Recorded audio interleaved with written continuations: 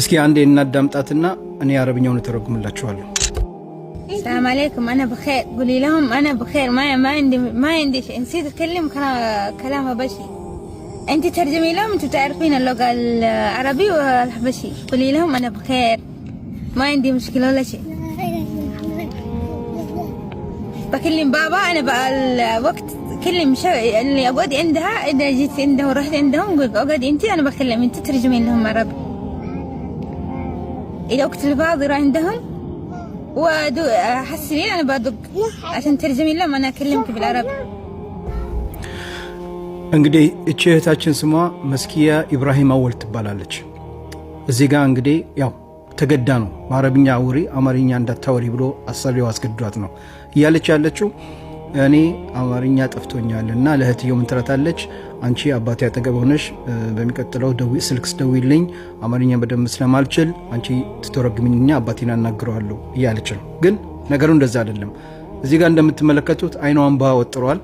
በአረብኛ ብቻ ተናገሪ አማርኛ አልችልም ብሎ አስገድዶ ሰውየው እንደዛ እንድትናገር አድርጓት ነው እንጂ አማርኛ ጠፍቷት አይደለም። በነገራችን ላይ እና በ2004 ነው ወደ ሳውዲ አረቢያ ሄደችው። አሁን 14 ዓመት ሆኖታል። 2004 በኢትዮጵያ ቆጣት 14 ዓመት ሙሉ እንግዲህ የ3 ወር ደሞዝ ነው የላከችው።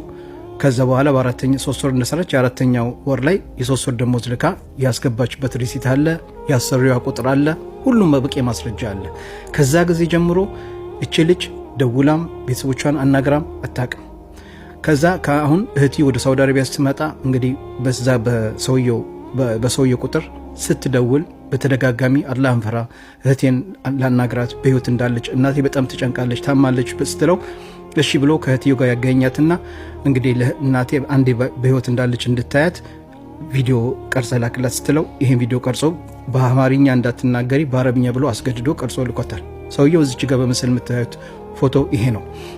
እንግዲህ ቤተሰቦቿ በጣም በተለያየ መንገድ ሞክረዋል። ለኤምባሲ ደብዳቤ ጽፎ እዛ አስገብተዋል። ኮሚኒቲው እኔ ከአቅሜ በላይ ነው የጅዳ ኤምባሲ ጉዳዩን ይከታተል ብለዋል። ኢትዮጵያ ላይ እንግዲህ የሰራተኞች ቢሮ ማህበር ሄደው ደብዳቤ ጽፎ አስገብተዋል። 14 ዓመት ሙሉ ቤት ውስጥ አፍኖ እንግዲህ በነፃ እያሰራት ነው። የሰውየው ቁጥር አለ። እኛ ስልክ ስንደውል በተደጋጋሚ ስልክ እያለሳልን አይደለም። እንግዲህ እቺን እህታችንን ከዛ ቤት ማውጣት የሚችለው ኤምባሲ ነው። ኤምባሲው እንግዲህ በፖሊስ የቺ ልጅን ከዛ ቤት እንዲያወጣት ቤተሰቦቿ በተደጋጋሚ ኤምባሲ ጋር ሲደውሉ ስልክ ይነሳላቸዋል። በተለያየ መንገድ ሞክረዋል። እየሞከሩ ነው የሁሉ አመት እና ሲያቅታቸው ነው ነገርን ወደ ሚዲያ ይዘው የመጡትና እባካችሁ ነው ኤምባሲ ላይ ያላችሁ እቺ ልጅን ከዛ ቤት በአስቸኳይ እንድታወጣት እንፈልጋለን። ይህን ቪዲዮ ሪፖስትና ሼር ላይ